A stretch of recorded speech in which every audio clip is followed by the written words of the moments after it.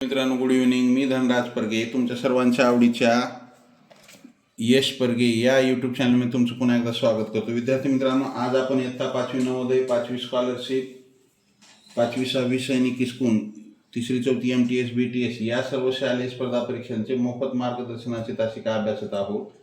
विद्यार्थी मित्रांनो, माय vision Navodaya admission राज्यव्यापी उपक्रम मोफत मार्गदर्शन या उपक्रमाअंतर्गत आम्ही इयत्ता 5वी नवोदय, 5वी स्कॉलरशिप, 8वी स्कॉलरशिप, 8वी NMMS, 3री 4थी MTS BTS या सर्व शालेय स्पर्धा परीक्षांचे मोफत मार्गदर्शनाच्या तासिका घेतो. ज्यांना या मोफत मार्गदर्शनाच्या तासिकेमध्ये सहभागी व्हायचं असेल त्यांनी स्क्रीनवर दिसत असलेल्या 7588845308 हा माझा व्हॉट्सअप क्रमांक आहे. या क्रमांकावरती मेसेज करा व या आमच्या शालेय स्पर्धा परीक्षेच्या ग्रुपमध्ये जॉईन व्हा.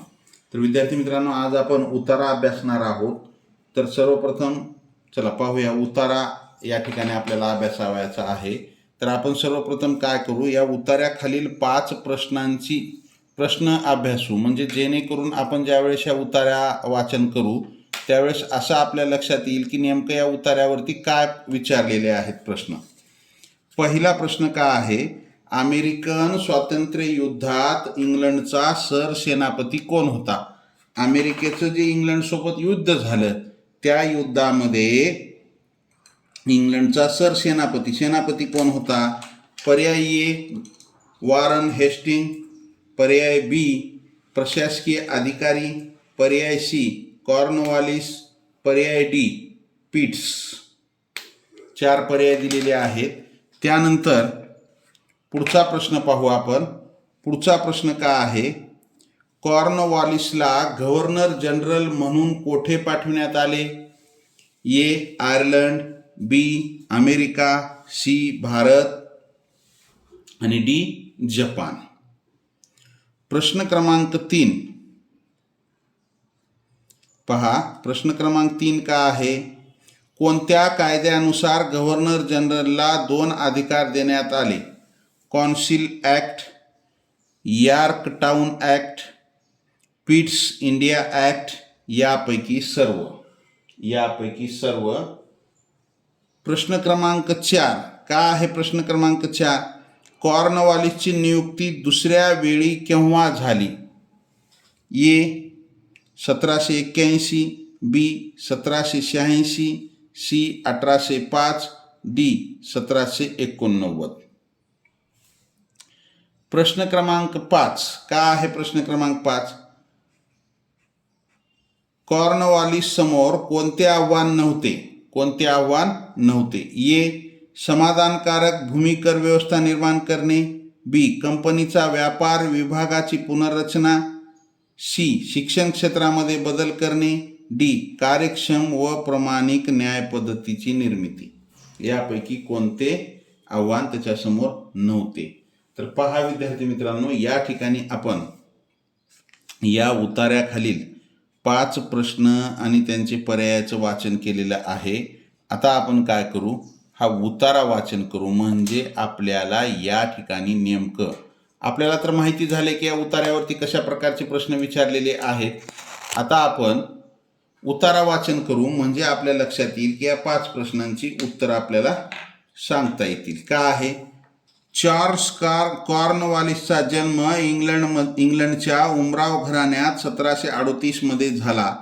अमेरिकन स्वातंत्र्य युद्धात पहा, अमेरिकन स्वातंत्र्य युद्धात तो इंग्लंडचा सरसेनानी होता.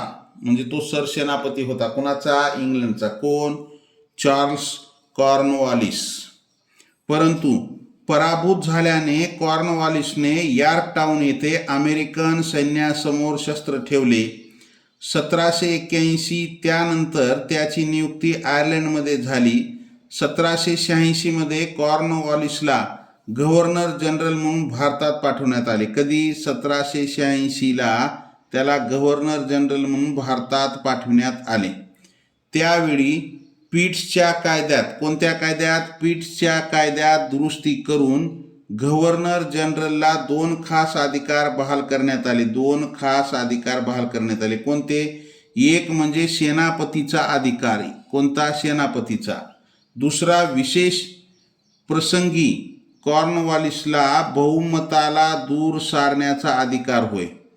दुसरा अधिकार, विशेष प्रसंगी एखाद्या प्रसंगी जर एखाद्या गोष्टीचं बहुमत जर झालं, यांच्या विरोधात चाललंय असं वाटलं, तर ते बहुमत नाही असं करायचं, म्हणजे हे करायचं, सांगायचं की हे आम्ही मान्य करणार नाही, म्हणजे बहुमताला दूर सारण्याचा अधिकार. हे दोन अधिकार त्याला पीट्सच्या कायद्यानुसार देण्यात आले.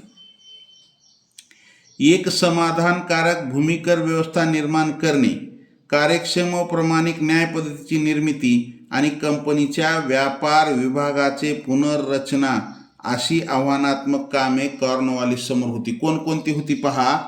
भूमिकर व्यवस्था निर्माण करणे, कार्यक्षम प्रामाणिक न्याय प्रणालीची व्यवस्था निर्मिती आणि पुढचं कंपनीच्या व्यापारविषयक पुनर्रचना ही आव्हानात्मक कामे कॉर्नवॉलिसच्या समोर होती. वॉरन हेस्टिंगने स्थापन केलेल्या प्रशासकीय व्यवस्थेच्या आधारावरच कॉर्नवॉलिसने पुढील कार्य केले. ही व्यवस्था 1858 पर्यंत कायम होती. गव्हर्नर जनरल म्हणून कॉर्नवॉलिसची भारतातील कारकीर्द 1776 ते 1783 अशी आहे. त्यानंतर 1805 मध्ये पुन्हा एकदा कॉर्नवॉलिसची नियुक्ती झाली भारतामध्ये गव्हर्नर जनरल म्हणून. पुन्हा 1805ला आणखी कॉर्नवॉलिस आला, पण यावेळी त्याला प्रशासनाची संधी मिळाली नाही, कारण त्याने 1805 मध्ये त्याचा मृत्यू झाला. 1805 मध्येच आला आणि लगेच त्याचा काय झाला, मृत्यू झाला. तर पहा, आपण 5 प्रश्न त्यांचे पर्याय वाचन करून उतारा वाचन केल्यामुळे आपल्याला काय लक्षात आलं की यातल्या बऱ्याचशा प्रश्नांची, म्हणजे सर्व प्रश्नांची उत्तरं आपल्याला या ठिकाणी मिळालेली आहेत. तर पहा, पहिला प्रश्न काय आहे, अमेरिकन स्वातंत्र्य युद्धात इंग्लंडचा सरसेनापती कोण होता? पहिल्याच ओळीत दिलेला आहे, चार्ल्स कॉर्नवॉलिस. वॉरन हेस्टिंग होता का? नाही. तर कॉर्नवॉलिस पर्याय क्रमांक सी हे उत्तर येते. छान. चला, बरेच विद्यार्थी पर्याय क्रमांक सी हे उत्तर देत आहेत. छान. ज्यांचं आले त्यांचं अभिनंदन. पुढचा प्रश्न, प्रश्न क्रमांक 2. प्रश्न क्रमांक 2 का आहे, कॉर्नवॉलिसला गव्हर्नर जनरल म्हणून कोठे पाठविण्यात आले? कॉर्नवॉलिसला गव्हर्नर जनरल म्हणून कोठे पाठविण्यात आले? तर 1786 मध्ये कॉर्नवॉलिसला गव्हर्नर जनरल म्हणून भारतात पाठविण्यात आले. तो अमेरिकेमध्ये तर सरसेनानी होता, सेनापती होता. जपान तर त्याचा उल्लेखच नाही उतार्यात. आयर्लंड आहे, पण आयर्लंडमध्ये काय दिले, परंतु पराभूत झाल्याने कॉर्नवॉलिसने यॉर्कटाउन येथे अमेरिकन सैन्यासमोर शस्त्र ठेवले. त्यानंतर त्याची नियुक्ती आयर्लंडमध्ये झाली. आयर्लंडमध्ये काय झाली, तर तो सरसेनानी म्हणूनच गेला तिथं, आणि भारतामध्ये तो गव्हर्नर जनरल म्हणून आला. आपल्याला गव्हर्नर जनरल म्हणून कोठे पाठवण्यात आले? भारतात. पर्याय क्रमांक सी हे उत्तर येईल. उत्तर काय असेल? पर्याय क्रमांक सी. आलं? ज्यांचं आलंय त्यांचं अभिनंदन, ज्यांचं चुकलंय त्यांनी लिहून घेत. चला, पुढचा प्रश्न, प्रश्न क्रमांक 3 का आहे? प्रश्न क्रमांक 3 पहा. प्रश्न क्रमांक 3, कोणत्या कायद्यानुसार गव्हर्नर जनरलला 2 अधिकार देण्यात आले? कौन्सिल ऍक्ट नुसार का? नाही. Yorktown act? नाही. तर पिट्स इंडिया ऍक्ट या कायद्यानुसार त्याला 2 अधिकार, विशेष अधिकार देण्यात आले. कुणाला? गव्हर्नर जनरलला. कोणकोणते? सेनापतीचा अधिकार आणि दुसरा म्हणजे विशेष प्रसंगी कौन्सिलच्या बहुमताला दूर सारण्याचा अधिकार. हे 2 अधिकार त्याला पिट्स इंडियाच्या ऍक्टनुसार देण्यात आलेले होते. पुढचा प्रश्न, कॉर्नवॉलिसची नियुक्ती दुसऱ्या वेळी केव्हा झाली? तो दुसऱ्या वेळी, पहिल्या वेळी 1776 ते 1783 पहिली नियुक्ती. त्यानंतर दुसऱ्या वेळी तो 1805 मध्ये आला आणि लगेच त्याचा मृत्यू झाला. कधी नियुक्ती झाली? 1781 का? नाही. 1786 नाही. तर 1805 साली त्याची नियुक्ती झाली दुसऱ्या वेळी. 1789 येईल का? नाही. तर उत्तर काय असेल? पर्याय क्रमांक सी. त्याची दुसऱ्या वेळी नियुक्ती 1805 साली त्याची नियुक्ती करण्यात आली होती. आलं का लक्षात? काय अवघड आहे का ह्याच्यामध्ये? काहीच नाही, एकदम सोपे सोपे प्रश्न आहेत. उतारा एकदम पहा इथं दिलेलं आहे उतार्यामध्ये आपल्याला काय दिलेलं आहे पहा. त्यानंतर पहा गव्हर्नर जनरल म्हणून कॉर्नवॉलिसची भारतातील कारकीर्द 1776 ते 1783 अशी आहे. त्यानंतर 1805 मध्ये पुन्हा एकदा कॉर्नवॉलिसची नियुक्ती गव्हर्नर जनरल म्हणून झाली, पण ह्यावेळी त्याला प्रशासनाची संधी मिळाली नाही, कारण 1805 मध्ये त्याचा मृत्यू झाला. 1805 मध्ये काय झाला, मृत्यू झाला. आणि त्याच्या वरच्या प्रश्नाचं उत्तर हे काही आहे. पीट्सच्या कायद्यात दुरुस्ती करून गव्हर्नर जनरलला 2 खास अधिकार बहाल करण्यात आले. एक म्हणजे सेनापती. कोणत्या कायद्यात? पीट्सच्या कायद्यात दुरुस्ती करून 2 अधिकार देण्यात आले. कोणत्या कायद्यानुसार गव्हर्नर जनरलला 2 अधिकार देण्यात आले असा प्रश्न आपल्याला विचारलेला आहे. तर कोणत्या कायद्यानुसार? पीट्स इंडिया या कायद्यानुसार. ज्यांचं आलंय त्यांचं अभिनंदन, ज्यांचं चुकलंय त्यांनी लिहून घेत चला. लिहायला जर वेळ लागत असेल तर स्क्रीनशॉट काढून घेत चला. पुढचा आणि शेवटचा 5वा प्रश्न काय आहे पहा. कॉर्नवॉलिस समोर कोणते आव्हान नव्हते? ए. समाधानकारक भूमिकर व्यवस्था निर्माण करणे. बी. कंपनीचा व्यापार विभागाची पुनर्रचना करणे. सी. शिक्षण क्षेत्रामध्ये बदल करणे. डी. कार्यक्षम व प्रामाणिक न्याय पद्धती निर्मिती. तर या ठिकाणी आपल्याला दिलेला आहे त्याच्याकडे कोणकोणते एक हे नव्हते. तर पहा, एक समाधानकारक भूमिकर व्यवस्था. कोणते आव्हान होते? कॉर्नवॉलिसच्या बहुमताला दूर करण्याचे. आणि पुढे काय दिले? एक समाधानकारक भूमिकर व्यवस्था निर्माण करणे, कार्यक्षम व प्रामाणिक न्याय पद्धती निर्मिती आणि कंपनीच्या व्यापार विभागाचे पुनर्रचना अशी आव्हानात्मक कामे कॉर्नवॉलिसच्या समोर होती. कोणती होती?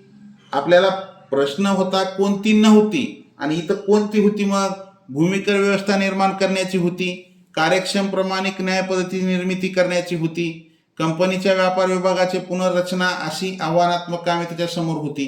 मग आता 4 पर्यायापैकी हे 3 होते, तर नव्हते कोण? पहा, कॉर्नवॉलिस समोर कोणते आव्हान नव्हते? समाधानकारक भूमिकर व्यवस्था निर्माण करण्याचे आव्हान होते, आपल्याला इथं नव्हते दिले. बरोबर आहे का? त्यानंतर बी. कंपनीच्या व्यापार विभागाची पुनर्रचना, हेही आव्हान त्याच्या समोर होते. शिक्षण क्षेत्रामध्ये बदल करणे हे काही उतार्यामध्ये दिलेलं नाही.